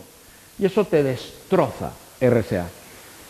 Porque lo que mantiene el sistema seguro es que a partir de N, a partir de P y Q, encontrar N es trivial. Pero a partir de N, factorizarlo en P y Q es horrible. Los algoritmos que hay normales para hacer ese proceso son de complejidad en tiempo exponencial. A medida que va siendo más y más grande el número n, el tiempo que tardas en factorizarlo aumenta de manera exponencial. Y llega un momento en el que ya no es práctico intentarlo siquiera. Pero este señor inventó un algoritmo que si tienes ordenadores cuánticos de un cierto número de qubits, puedes factorizar en tiempo polinómico. Eso se carga toda la seguridad de Internet así. Y luego tenemos lo que son las curvas elípticas, que son los algoritmos preferidos de la NSA. Y que utilizan esta expresión que define una curva con una serie de puntos más un punto en el infinito. No me voy a meter en matemáticas para esto porque os volvería locos. La idea es que para romperlo hay que calcular logaritmos discretos, que es computacionalmente muy caro también. Pero en 1994 se hizo público otro algoritmo también por Peter Shor, que es un aguafiestas profesional, que permitía usar ordenadores cuánticos para calcular logaritmos discretos en tiempo polinómico. Este señor, que no se lo hayan cargado los de la NSA, ya me parece un milagro. Y la NSA ha anunciado que está a la búsqueda de algoritmos que sean resistentes a ordenadores cuánticos. Pues consideran que a la velocidad a la que se están desarrollando esos ordenadores va a ser necesario reevaluar a fondo las estrategias criptográficas existentes. Y que sepáis que la investigación en ordenadores cuánticos está yendo a toda velocidad por parte de todos los países importantes, Estados Unidos, Rusia, China, diversos países europeos, y demás. El día que haya ordenadores cuánticos mínimamente desarrollados es el día que se acaba toda la comunicación segura en Internet tal y como la conocemos. Que por eso es por lo que Google estuvo intentando desarrollar un algoritmo de intercambio de claves para Internet que se llamaba CPQ1, que sería resistente a ataques de ordenadores cuánticos. Se usó de modo experimental hasta 2016. No hay muchos detalles al respecto, pero en noviembre de 2016 dejaron de usarlo. ¿Por qué? Alexa War. Y el cifrado cuántico es para intercambio de claves.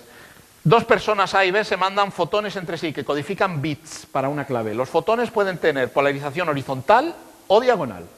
Entonces, A, que es la que envía los fotones, pone filtros al azar, ya sea horizontales o diagonales, delante de su corriente de fotones. Y B detecta los fotones que llegan, pero los detecta poniendo delante un filtro también al azar, diagonal u horizontal.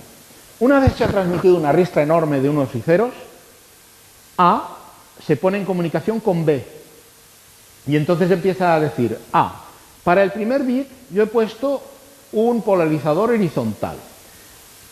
B dice, yo también. Entonces ya saben que la medición que haya hecho B de ese bit es adecuada y puede utilizarse como parte de la clave. Van así repasando cada bit qué tipo de filtros han puesto. En un determinado momento A dice, yo he utilizado un filtro diagonal, y B dice, pues yo utilicé un horizontal. Bueno, pues este bit no lo cogemos. De media tendrás como una mitad, más o menos un 25% de bits que puedes utilizar para una clave. Tendrás aproximadamente la mitad de los bits los podrás usar para una clave. Entonces, este método es resistente al ataque de hombre en el medio, porque si un atacante, llamémosle E, empieza a poner la oreja y a intentar pillar qué bits están pasando, en algún determinado momento es muy probable que cambie. O sea, ya sabéis aquello de, aunque no es exactamente eso, pero ya sabéis lo del principio de Heisenberg, que en el momento en que mides algo lo estás cambiando. Pues pasará. Y entonces lo que hacen A y B para confirmar que nadie estaba escuchando era coger de los bits que han decidido que sirven para la clave, cogen, se ha calculado que con 72 vale para tener una cierta seguridad, y miran si esos 72 bits coincide la medición que ha hecho A con la medición que ha hecho B. A dice, he mandado un 0, y B dice, he recibido un 0. A dice, he mandado un 1, B dice, he recibido un 1. Si en un determinado momento, por ejemplo, A dice, yo he mandado un 1, y B dice, yo he recibido un 0. Eso quiere decir que alguien estaba en medio y ha estado afectando a la misma corriente de bits, con lo cual tiran toda la clave que habían intercambiado, cambian de canal y vuelven a intentarlo. Y ese es el método de criptografía cuántica para intercambiar claves. A partir de lo cual luego tienes una clave que tú puedes utilizar para un cifrado en bloque, comunicaciones, bla, bla, bla. Y aquí tenemos misterios por descifrar. Voy a hacer un repaso de mensajes que llevan años que no se sabe qué dicen. Y son claves famosas, algunas de ellas. Criptos es esta escultura. Tiene 4 mensajes en ella. Está puesta en pleno patio del cuartel general de la CIA por un escultor que se llamaba Jim Sanborn y lo puso... Maldición. Y lo puso en 1990. Esta escultura tiene 4 mensajes cifrados. 3 han sido resueltos. 1 está por resolver. Y lo han estado intentando los de la CIA y la NSA en sus ratos libres un montón. El mensaje Dorabella, escrito por el compositor Edward Elgar a una chica que se llamaba Dora Penny en 1897. Es esto. Nadie sabe qué es lo que dice. Se han publicado muchísimos intentos de solución, pero ninguno ha sido aceptado como probable. ¿O plausible? ¿Qué? ¿Perdón? Bueno, se supone que aquí diría lo mucho que la quiere o cualquier cosa de esas. Pero bueno, es que el problema está en que este mensaje se conoce porque la receptora, la señorita Dora Penny, no supo descifrarlo tampoco. Pequeño fallo. Después tenemos este de Ricky McCormick. Ricky McCormick era un hombre de unos 40 años, semianalfabeto, que fue hallado muerto en un descampado, víctima de asesinato en 1999. Y en sus bolsillos tenía estos papeles, que están cubiertos con lo que parece ser una serie de textos en clave rarísimos.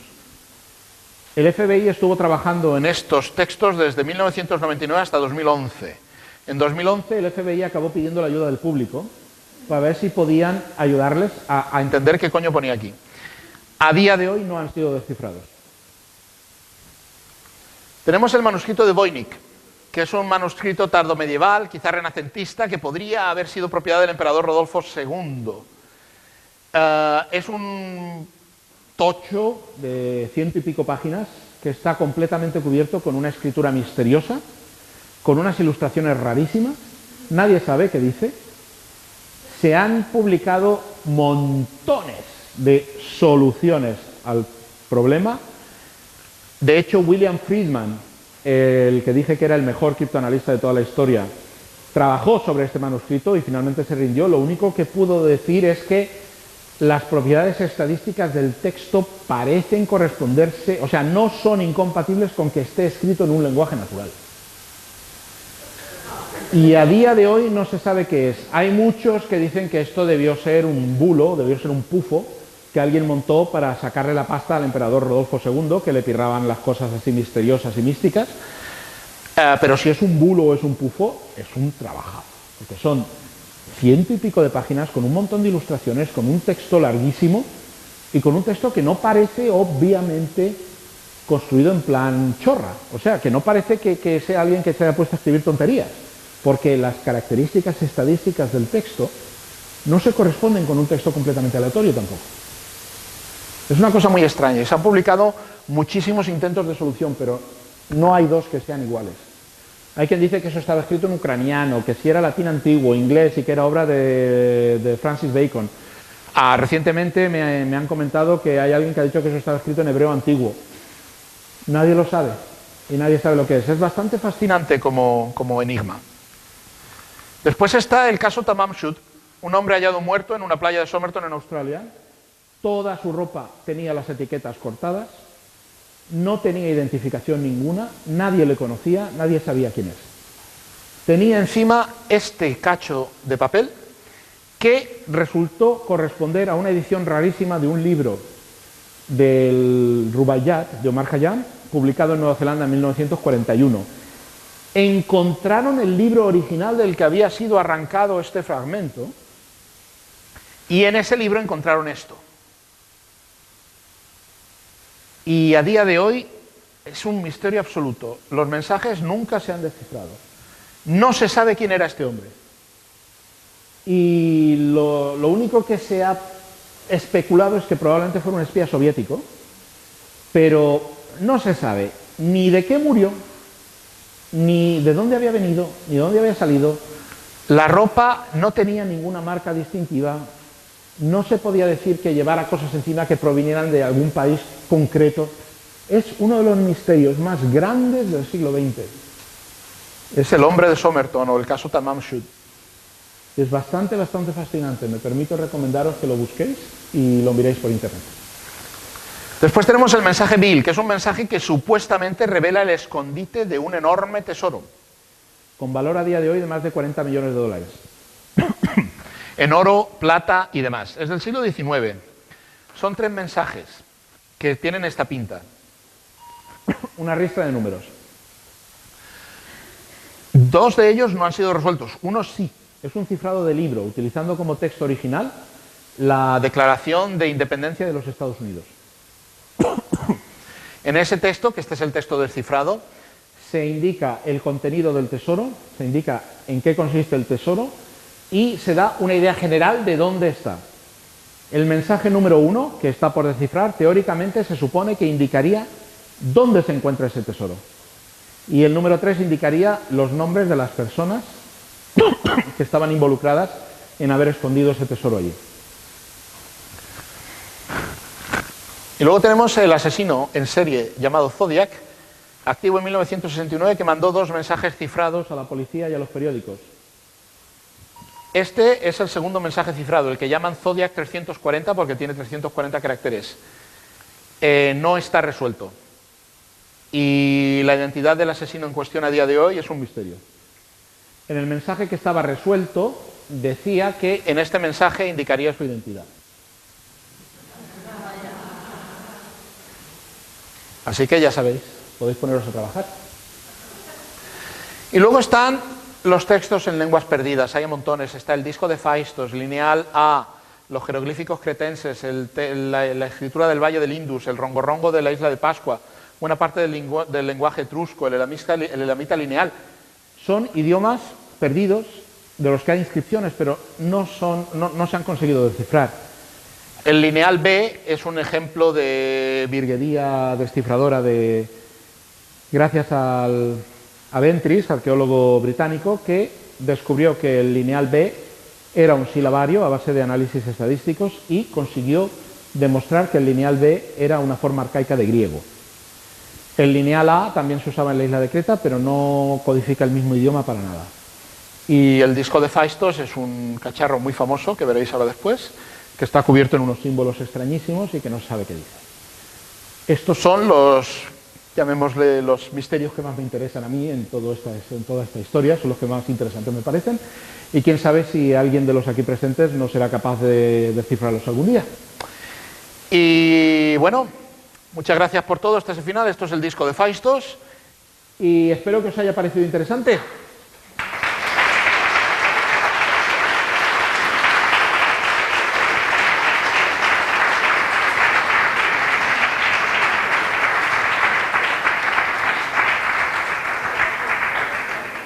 Y bueno, turno de preguntas, supongo.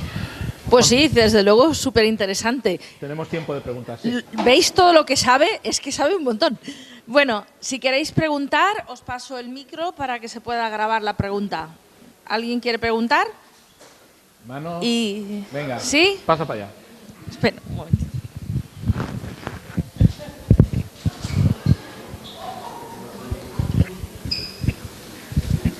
Sí. Yo quería abundar en una pregunta que creo que ha hecho el compañero aquí atrás con respecto a las imágenes, los mensajes escondidos en imágenes, y me preguntaba si no es previsible una suavidad en el código de color de píxel con píxel continuo para que en el momento en que se rompa esta suavidad sea un indicador de que realmente hay algo escondido ahí. El problema está principalmente en que los que utilizan este método ya saben eso. Entonces ya utilizan imágenes que hasta cierto punto, de forma natural, digamos que codifican de forma natural en su estado original partes de lo que quieren enviar. Entiéndeme que utilizar este sistema de esteganografía digital de forma adecuada no se hace al buen tuntún. Y quienes lo utilizan, digamos que con conocimiento de causa, ya tienen cuidado de utilizar imágenes adecuadas para el mensaje que vayan a mandar. No se hace directamente con cualquier cosa. Es bastante más sutil que todo eso, pero tampoco me he querido meter a explicarlo demasiado porque si no acabamos a las 3 de la mañana. ¿Vale? ¿Más preguntas? Venga. Muy rápida. Para la máquina, temas máquina Enigma y parecidos. Claro, en la máquina Enigma cambiaban cada día las claves para comunicaciones. Sí. ¿Cómo se pasaban las claves? Lo que hacían es que tenían, para cada mes, hacían algo parecido a lo que hacen los de clave única, que es tener un librillo en el que indicaban para cada mes lo que llamaban los indicadores, que decían al operario, hoy vas a poner tales rotores en tal orden. Claro, eso añade complicación al uso de la máquina y muy a menudo hubo días y hubo ocasiones en las que los mensajes de Enigma los rompieron porque no tenían más remedio que reutilizar claves. Otra cosa que hacían al principio y que ayudaba a los polacos a romper la máquina Enigma a modo era que los alemanes, por alguna razón no muy comprensible, enviaban en claro, o sea, sin cifrar, como las 3 primeras letras del mensaje, las posiciones de los 3 primeros rotores. Lo cual es una estupidez como un piano, pero mira, era lo que hacían y lo hicieron desde que empezaron a usar la máquina Enigma hacia 1930 hasta básicamente el inicio de la guerra. Nadie entiende por qué los alemanes utilizaban semejante estupidez, pero bueno. Pero aunque... Ya, pero el problema está en que los alemanes hubieran debido, o por lo menos los, ¿cómo se llama esto? Los burós de cifrado y descifrado alemanes hubieran debido tener el pálpito de que a partir de los mensajes cifrados puedes encontrar matemáticamente regularidades que te ayudan a hacerte una idea de cómo están los rotores por dentro. Se puede hacer, y los británicos lo hicieron. Los británicos, sobre todo para resolver la enigma naval, tuvieron que básicamente reconstruir el cableado de los rotores. Y lo reconstruyeron a base de regularidades en los mensajes cifrados que encontraban. Es complicado para que se le ocurriera, o sea, el proceso lo inventó Turing, que inventó un montón de cosas. El proceso lo desarrolló Turing. Pero un buró de cifrado tiene que tener matemáticos que estén trabajando para él y un ejército o un buró de cifrado que utilice un sistema criptográfico, lo primero que tiene que hacer es intentar romperlo él mismo. Lo primero que tienes que hacer es intentar romper los sistemas que estás usando tú. Y tienes que hacer un esfuerzo realmente.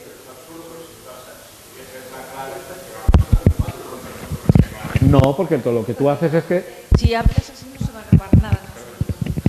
Digo, que si yo sé qué clave uso, para mí es lo más fácil romperla. Matemáticos, preparas un mensaje sin decirles qué clave has usado, decirle, a ver qué me podéis sacar de aquí. Entonces, lo que haces con tus matemáticos es poner a prueba los mismos sistemas que usas tú. Eso es lo más importante. Y los alemanes no lo hicieron. Los alemanes estaban convencidos en todo momento de que la máquina Enigma era segura. Y estaban tan convencidos de ello que, por ejemplo, cuando los aliados empezaron a utilizar las máquinas Type X, los aliados empezaron a usar la Type X y los alemanes interceptaban, y los alemanes se dieron cuenta de que lo que estaban interceptando era parecido a una Enigma, pero pudieron deducir que era más complicada que la Enigma que usaban ellos. Y como los alemanes consideraban que la máquina Enigma era irrompible, no se molestaron en intentar romper la máquina Type X. Lo cual, evidentemente, tampoco es muy sano. El problema fue ese. El problema fue que los alemanes estaban muy confiados en la fuerza de sus propias máquinas. Y otra cosa, los japoneses tenían también máquinas criptográficas y códigos, pero se volvieron excesivamente confiados en usarlos. Los americanos consiguieron romper lo que llamaban las comunicaciones de púrpura, que era la máquina criptográfica que utilizaban los japoneses para comunicaciones diplomáticas.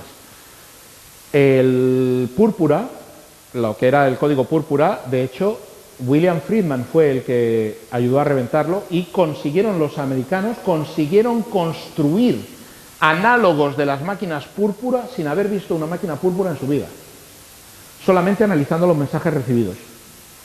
Y los japoneses en algún momento podían tener una idea de que sus mensajes estaban siendo interceptados, pero también es aquello de que no entiendes por qué puedes pensar esto. Los japoneses no les importaba, y de hecho los japoneses no pasaban por completo de preocuparse de que los aliados pudieran descifrar los mensajes enviados. ¿Por qué? Porque los propios japoneses consideraban que el idioma japonés era lo bastante complicado como para que los americanos no se enteraran. Sí, pero una cosa muy divertida, aunque había japoneses en Hawái y California, sí, una cosa muy divertida que pasó durante la guerra es que el gobierno japonés asumió desde el principio que esos japoneses en Hawái y California iban a ser fieles al emperador en Japón, no al país en el que vivían. Bueno, básicamente, pregunta y reflexión. Si Enigma lo usaban todos los miembros del eje, lo usarían en sus lenguas respectivas, es decir, italiano, magiar, finés. Lo que hacían era, los británicos en Bletchley Park solían identificar las redes. De hecho, las solían identificar por lo que llamaban el fist de los que mandaban el mensaje en Morse. Cuando interceptaban los mensajes en radio que estaban enviados en Morse, cada operador tenía un ritmo determinado, un ritmo peculiar, y llegaban a identificar operadores individuales. Y sabían, Y sabían, esos operadores individuales más o menos tenían una idea desde dónde estaban emitiendo y sabían a qué, por ejemplo, el que digo de las Ls, ellos sabían que era un operador italiano y sabían que si mandaban mensajes a su red local estarían en italiano. Y los que mandaban en Rusia y tal, si eran comunicaciones con overcomando o con puntos de mando de cierto nivel alemanes, sabían que iba a estar en alemán, aunque fuera procedentes de tropas húngaras o rumanas, para comunicarse con los mandos alemanes de la zona utilizarían el alemán. Y las comunicaciones locales, por ejemplo, los soviéticos interceptaban comunicaciones locales y los soviéticos tenían una cierta idea de si esos tipos eran rumanos o eran húngaros o lo que sea. Pasaban intercepciones a los otros aliados. Y los otros aliados trabajaban sobre ellas y los rusos podían decirles: estos nos parece que son húngaros, estos nos parece que lo han mandado de los rumanos. Y en el frente occidental, la inmensa mayoría de las tropas que luchaban eran o alemanas o italianas en el norte de África. Con lo que el problema del idioma no era particularmente grave tampoco. Y lo de identificar a los operadores individuales por la forma de enviar Morse, muy a menudo pasaba. ¿Más preguntas? ¿Alguien tiene algo más? Venga. ¿Más preguntas a la 1? ¿Más preguntas a las 2? ¿Más preguntas a las 3? Sí. ¿Adjudicado? Allí hay una. Venga. Yo la verdad es que hace muchos años que estudié temas de criptografía y una de las primeras prácticas que me tocó hacer en la universidad fue precisamente un análisis de un texto por sustitución, puro y duro, estadístico.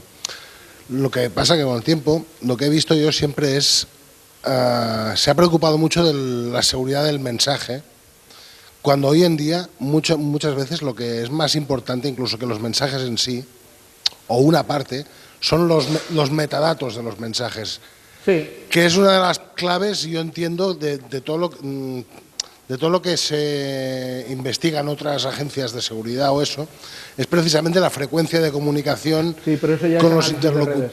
Ya, bueno, análisis de redes, análisis de tráfico. Es que creo que muchas veces son temas que están muy relacionados entre sí, pero que unas veces interesa más ver los interlocutores que no los mensajes. Ya, pero si me pongo ahora a hablar yo también de análisis de tráfico, nos quedamos hasta las 3. No, si es... Simplemente es eso, o sea, voy a hablar de criptología, pero por supuesto, otra parte muy importante de lo que es el descifrado de mensajes y de todo esto es análisis de tráfico. Vamos, eso seguro. Lo que pasa es que tengo que concentrarme en algo y si me pongo a hablar de análisis de tráfico a lo largo de la historia de la conferencia, pues ya apaga y vámonos. Sí. Porque eso también es una cosa enorme y también es muy importante, por supuesto, pero es una decisión consciente por mi parte de no tocarlo. Simplemente. ¿Vale?